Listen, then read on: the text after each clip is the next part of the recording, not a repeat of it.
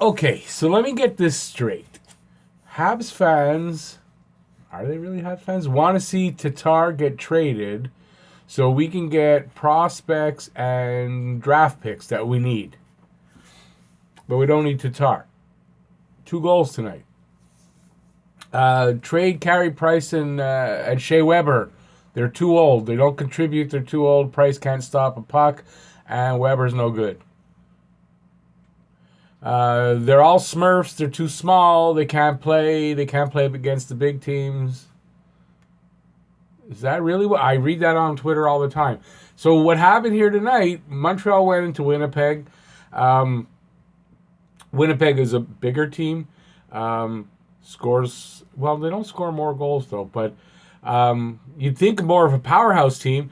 And Montreal goes in and beats them 6-2 in a game that they, except for the first 5 or 10 minutes. Now I live streamed the first period, so I didn't see how long Winnipeg kind of dominated at the beginning. But other than that, Montreal dominated the rest of this game, without a doubt. So let's get this straight again. Trade Tatar. The team's too small. Price and Weber are no good. Montreal sucks. I don't know. That's not what I saw.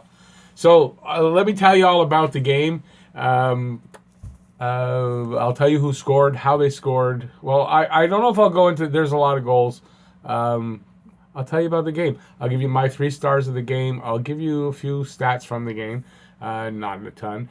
And we'll talk about the game. And that's all right here at Talking Habs, where everything is dedicated to this great team of ours, the Habs, and all things hockey.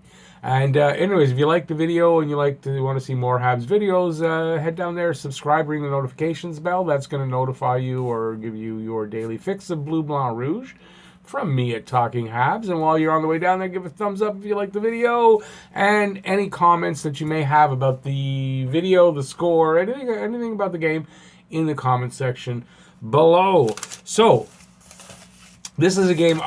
In my preview, I predicted a 4-3 win. It was better than that. And Montreal came out again, like in the last 3 games. The one against Vancouver, Calgary, and Edmonton.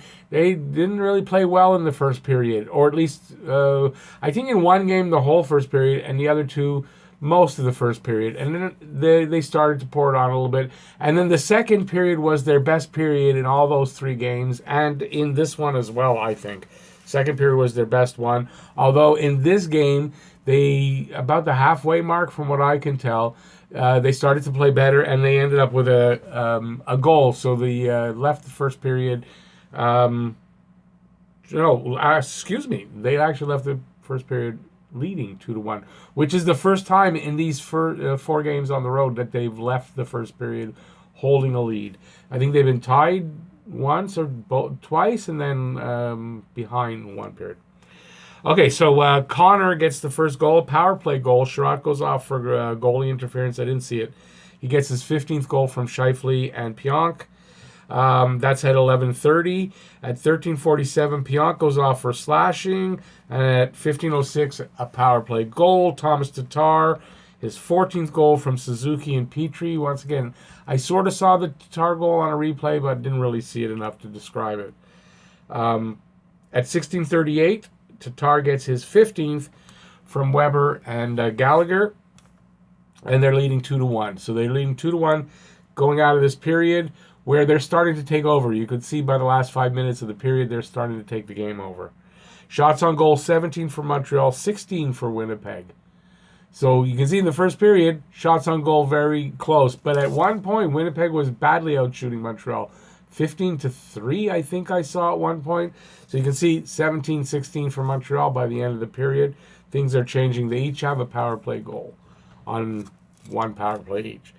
Second period comes around, and Montreal at 4:36, they just keep it going. Gallagher gets his own rebound. He spins and he fires. And that rebound goes off to the side to Deneau, who basically has an open net, and he puts it in. The side with an open net. Anyways, it's his 9th goal. I don't know what I was saying there. It's his 9th goal from Gallagher. It's 3-1 Montreal.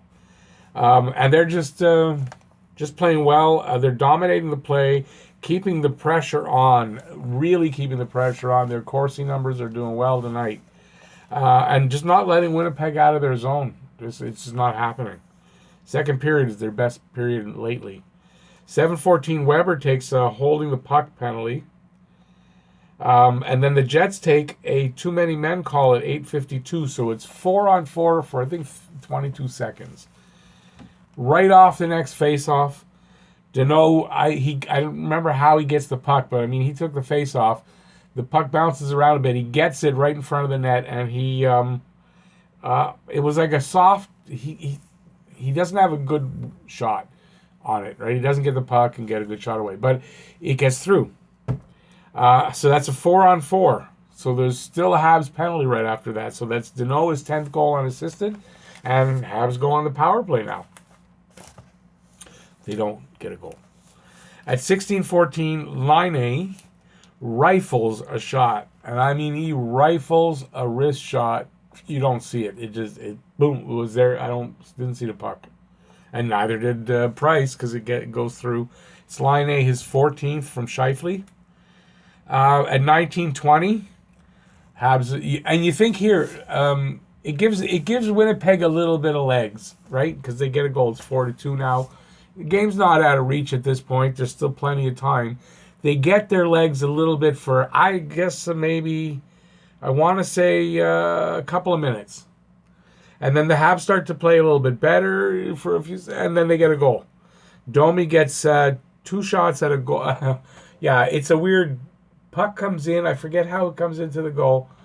There's basically a scrum around the net, and I don't know if it rings around, but Domi gets 2 shots at it, basically with an open net too. He gets a shot, it comes back to him, and he puts it in. I believe it was like on the open side. He had a good portion of the net open anyway. I don't know. Rambling on about a freaking open net. So it's Domi. Oh, by the way, the cause of that was a beautiful steal by Suzuki. I think it was off Nathan Beaulieu, who used to play here. He just read it perfectly. I don't know how he knew Beaulieu was going to make the bad pass, but he went in to intercept the pass before it came, and he read it right because he got that pass. That's how it happened. Cross-iced it to Domi. Domi, I think he passed it to the center. He ringed around, got the puck on the other side of the net, and had 2 shots at it before he got it in. And eventually, he comes back. It's only like an hour ago, but anyway, it comes back. At 19:44, Thompson goes off for interference right at the end of the period. Doesn't really matter. Period's over. It was a dominating period by Montreal that almost got away with them with that second Jets goal, but it didn't. They didn't allow it. They grabbed it right back, and they never let go of this game after that. So shots on goal for Montreal there. 17, another 17. 6 for Winnipeg. They each had a power play. No goals. Next period rolls around, and it's very tight. Well, I shouldn't say tight play. Montreal basically dominating the play, not capitalizing. But so I figure it's going to end up 5-2. But at 11:08, Domi gets a turnover at the blue line, right in the center of the center ice at the blue line. He sort of breaks in a little bit, doesn't go too far, stick handling a bit, kind of being patient, and he waits for Lehkonen to set up on the right side of the net. And he feeds a beautiful pass to Lehkonen that pretty much gives him an open side of the net, and Lehkonen puts it in. Lehkonen's 7th goal from Domi. And it's 6-2. It stays that way. There was no need to pull a goalie. That's the way it stayed. I'll tell you the truth, after that 6th goal, the Jets, they kind of, their sails, the wind was out of their sails. You could tell they didn't have it in them to win, to come back, even to make it respectable. They didn't really have it in them at that point anymore. So that's how the game ends. It's 6-2 Montreal. Beautiful game by Montreal, beautifully executed. Anybody who says Montreal is too small, has to trade this guy, fired a coach, fired a GM. Even me saying that Domi needed to be moved to the wing, I was wrong, because Domi's found his game now. I believe he's got a goal in his last 4 games. He's got, I think, 8 points in his last 6 games, and he's starting to play better and score the points that he was scoring last year. So Domi's over his slump, and Suzuki's like Suzuki. I can't say enough about Suzuki. I'm going to say a little more right now. Well, first of all, shots on. How long am I going? Sorry, guys, over 10 minutes again. Shots on goal, 48 for Montreal, 48. 29 for Winnipeg. I said shoot in my preview. 48 shots. 52% in the face-off circle, so they got back over the 50% mark. They were 1 for 2 on the power play. Winnipeg was 1 for 3 on the power play. 3 stars of the night. My 3 stars, and there were a lot to choose from. Lots of multi-point games, lots of great plays, lots of great players tonight, lots to choose from. I narrowed it down to this. I'm going to give an honorable mention before I give the 3. Suzuki. He got a 3rd star in the actual person who scores the game, whatever. I gave him an honorable mention. He deserved it. He got 2 assists. He made some great plays, great passing. Suzuki's starting to come into his own. If Montreal makes the playoffs, by that time, Suzuki should be playing even that much better than he's playing right now. It's amazing the stuff he's doing, and you can see the growth in this kid in such a short time. It's 35 games, 36 games, 37 games he's played. It's amazing. 3rd star, Thomas Tatar for the first 2 goals of the game. 2nd star, Max Domi for his goal and his assist near the end of the game, and just his energy. He's playing so much better. Just playing great hockey right now. Looks confident, making great passes, taking shots. Although I have to tell you, on his goal, even though he got the goal, I kind of thought he should have taken a shot before he ringed around the net. I thought he should have shot instead of passed, but he got a goal anyway. And 1st star is Phil Deneau. He got the game winner, scored 2, was fantastic in the face-off circle, fantastic everywhere. This kid is just amazing. Hope he gets more notice for the Selke Trophy this year because he deserves it. And there you go. Montreal's next game is Saturday. They are in Tampa Bay at 7 o'clock. There will be also a Sunday game, and they are playing New Year's Eve. So I will be on the air New Year's Eve to do a game. So maybe I'll come on a little early before the game, and we'll have fun with it. And we'll see how that goes. And now Montreal is now 18, 13, and 6. And they are 4th in the Atlantic because I can't remember who's ahead of them. Tampa, I think. Tampa won, stayed just a little ahead of them. They stay ahead of Florida and Buffalo. Buffalo lost, and I don't remember what happened with Florida. I guess they lost, or they didn't play, one of the two. So that's it. That's my review. Give a thumbs up if you like the video, and subscribe and ring the notifications bell if you like these videos and you like the Habs content. And that'll get you your daily fix of Bleu Blanc Rouge, and that's from me at Talking Habs. So thanks for watching, everybody. Go Habs, go! And before we sign off, I'm going to put a couple of videos up here. Hopefully you'll like them. And that's it. See you next game on Enjoy Christmas. Merry Christmas, everybody. Hope your Christmas holidays are great and you get exactly what you want to get. And we'll have a game on Saturday. Saturday night at 7.